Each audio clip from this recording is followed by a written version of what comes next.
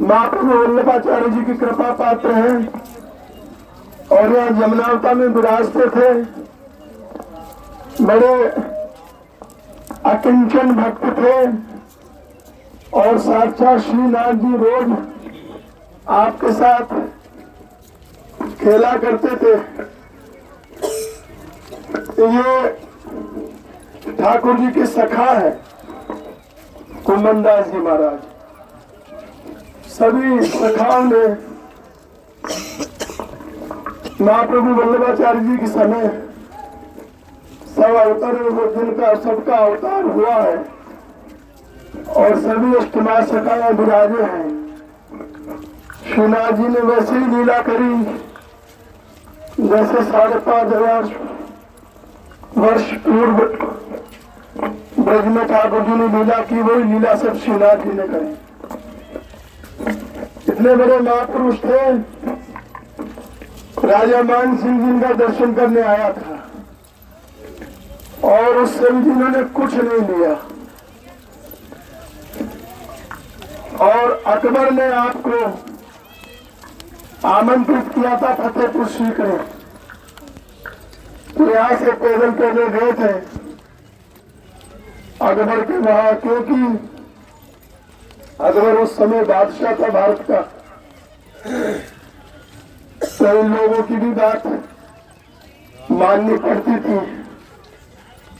भले ही भक्तों को कोई भय नहीं होता, पर उनके कारण से सभापी लोगों को लोग परेशान करते थे, इसलिए स्वयं चले गए थे पैदल पैदल।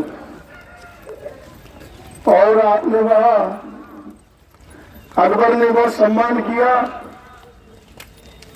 बड़ी भेंट दी। आपने कोई भेंट स्वीकार नहीं की। अकबर ने कहा आप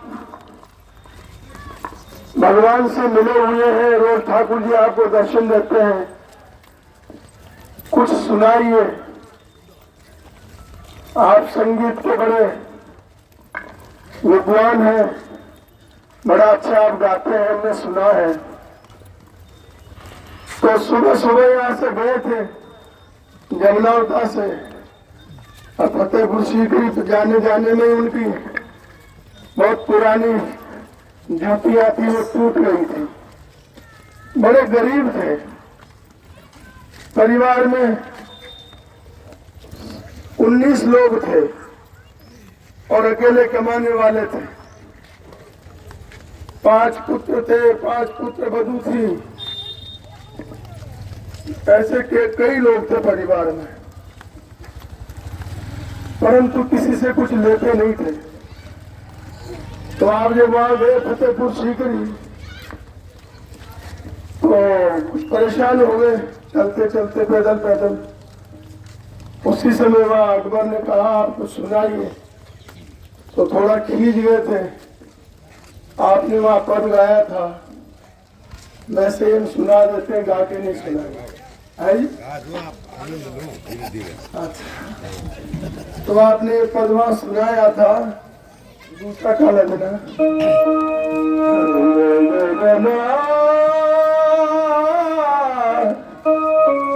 भगत को कहाँ से करी काम,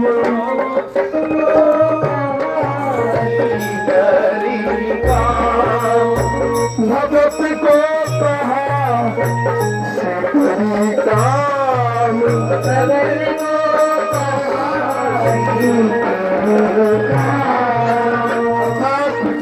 हम लोग भगवान की भक्ति करते हैं और हमें ये सब बादशाह से मिलने का क्या मतलब, और फिर भी आना पड़ा। भगत को कहाँ से करी काम,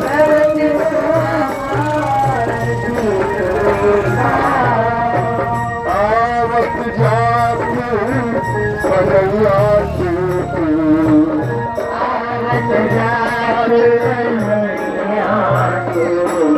आने जाने में हमारी जूतियां टूट गई।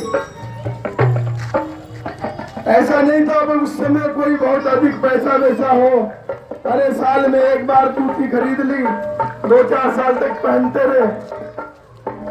अब जूती टूट गई आने जाने में, हमें मिला तो कुछ है नहीं, हमारा नुकसान ही हुआ। क्यों बुलाया अकबर ने हमको, यार समझ में नहीं आता है। आवत जात कन्हैया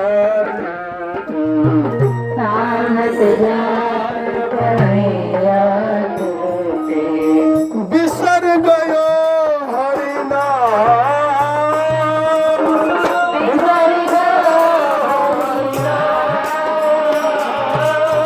बिसर गयो हरि नाम।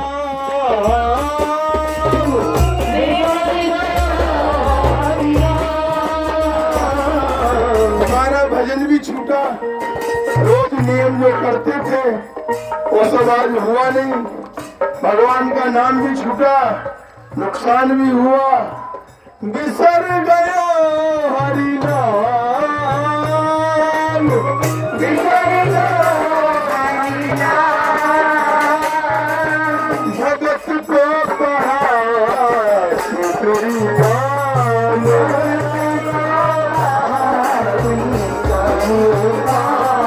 भगत को कहा सुखरी काम, भगत को कहा सुखरी काम।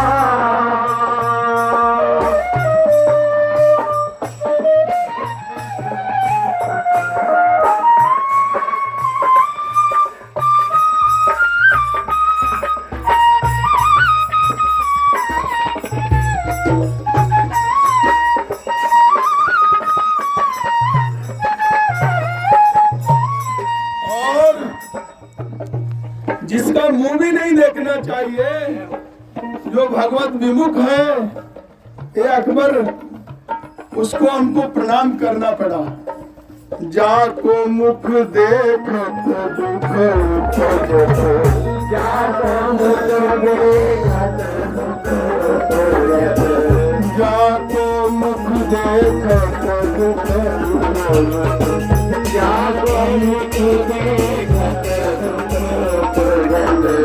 काको करन परी परनाम, काको करन परी परनाम, काको करन परी परनाम, काको करन परी परनाम।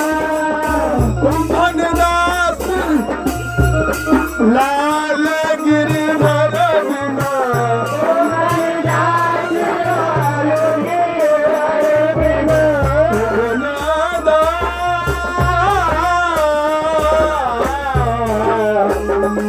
कुंभनदास लाल गिरधर बिना, कुंभनदास लाल गिरधर बिना, कभी झूठो जब नाम, कभी झूठो जब नाम, झूठो सब धन धाम, झूठो जब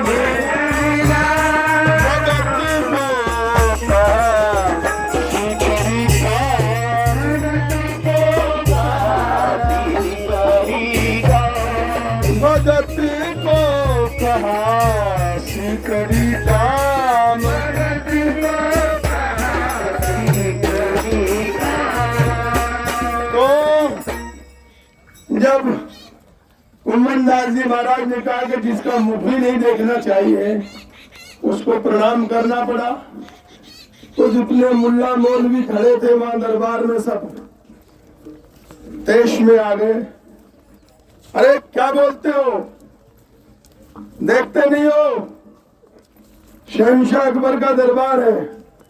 अकबर ने कहा तुम चुप रहो सब लोग, वो जो कह रहे हैं ठीक कह रहे हैं, कोई मत बोलो बीच में। अकबर ने कहा महाराज क्षमा करना, हमने आपको बुलाया, बहुत सी अशर्फियां थाल भर के भेंट दी, तो कुंभनदास जी महाराज ने कुछ स्वीकार नहीं किया। हमें कुछ नहीं चाहिए। बोले मैं आपकी क्या सेवा करूं, आप कुछ तो बताइए। तो हमारी यही सेवा है, दोबारा कभी हमको बुलाना मत और न तुम कभी हमारे पास आना, बस यही हमारी सेवा है। अकबर ने प्रणाम किया, विदा किया। आप आगे वापस लौटकर जगनाव था। श्रीनाथ जी गोदी में विराज कर कुमनदास जी महाराज की और उसे मीठी मीठी बातें किया करते थे। एक बार कुमनदास जी गोद में श्रीनाथ जी विराजे हुए थे, उतने में ही खबर आए कि राजा मान सिंह दर्शन करने के लिए आ रहा है। तो जैसे ही कुछ कहने वाले थे श्रीनाथ जी कुमनदास जी से, कह रहे थे कुमनदास जी एक बात कहूं? आप कहो लाला, कहो, क्या कह रहे हो? एक बात कहूं, एक बात कहूं। ऐसे 2-4 बार कहते रहे जब तक राजा आ गए और ठाकुर जी वहां से उठ के भाग गए। कुमनदास जी को बड़ा बुरा लगा, पता नहीं कहां से आ गया, हमारे ठाकुर जी चले गए। पर अब क्या करें? राजा आया, मान सिंह ने प्रणाम किया। उस समय कुमनदास जी महाराज भजन कर रहे थे। भजन करने के लिए उन्होंने आसन मांगा अपनी भतीजी से, लाली आसन ला। तो भतीजी बोली आसन तो काका पटिया खा गई। तो कुमनदास जी ने कहा दूसरा आसन लिया। तो राजा मान सिंह ने सोचा इनके घर में बहुत आसन होंगे भाई। तो उसने क्या किया, एक घास का पूला ला के धर दिया। आप उसमें बैठ के बोले आरसी लिया।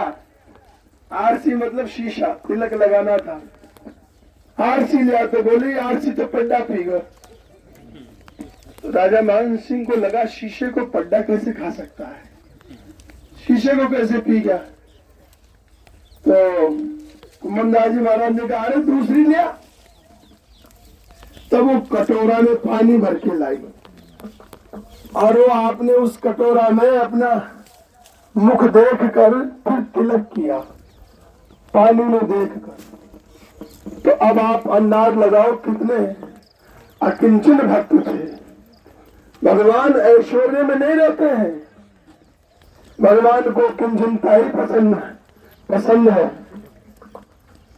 तो अकबर उसने मान सिंह ने विचार किया बड़े गरीब है, तिलक लगाने के लिए कोई शीशा भी नहीं है इनके पास।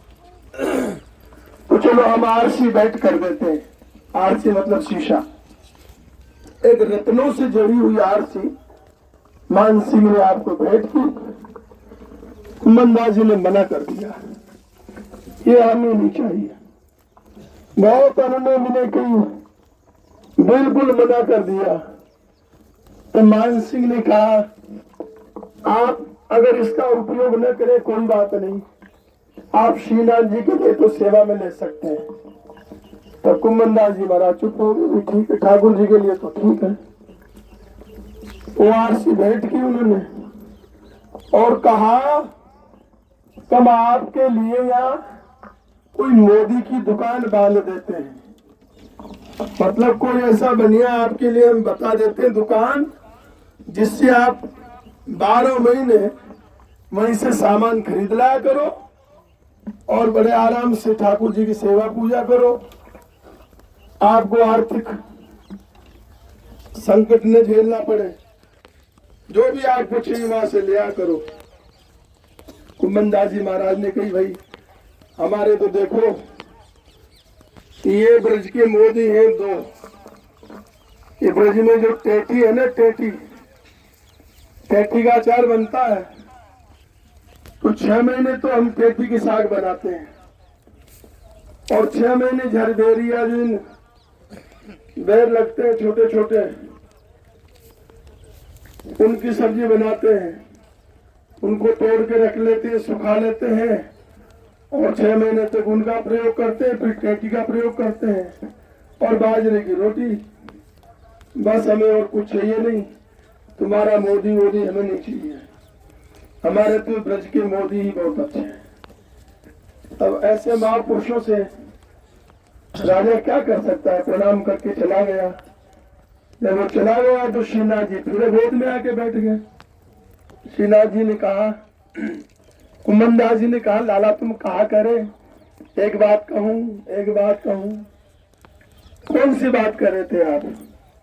अरे मैं कछु ना कह रहा, मैं तो यूं कह रहा रो कि राजा कछु दे तो ले लियो, राजा कुछ भेंट दे तो ले लेना। तो कुमनदास जी ने कहा, अरे राम राम राम, आप ऐसी बात सिखाते हो हमको, मांगना सिखाते हो आप। राजा से क्या मांगेंगे हम, क्या लेंगे राजा से जब आप हमारी गोद में विराजे हो। अब आप बताओ, अगर हम राजा से लेने लग जाएंगे तब भी आप ऐसे गोद में विराजोगे हमारे? तब श्रीनाथ जी चुप हो गए, बोले नहीं।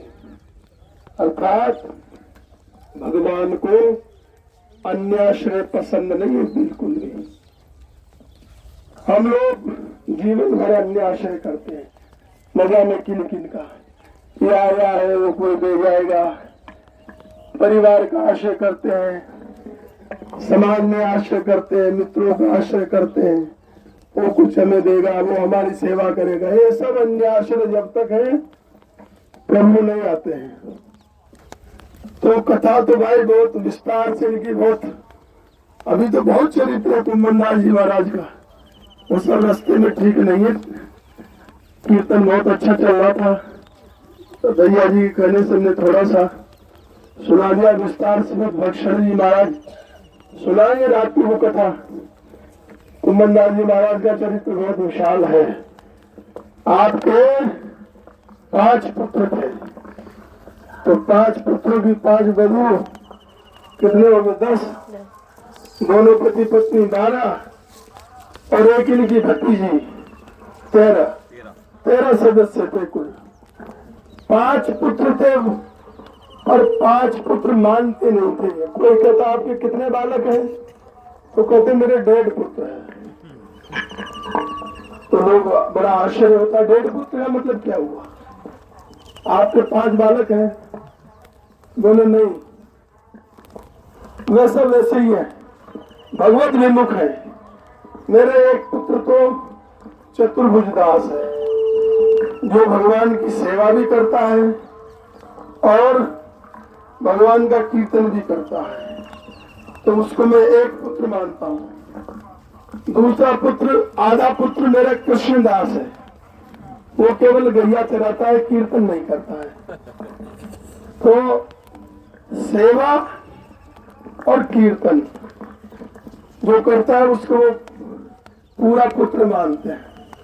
बाकी जो 3.5 बचे, 3 बचे, उनको कुछ नहीं मानते हो। ऐसा आपका विचार है।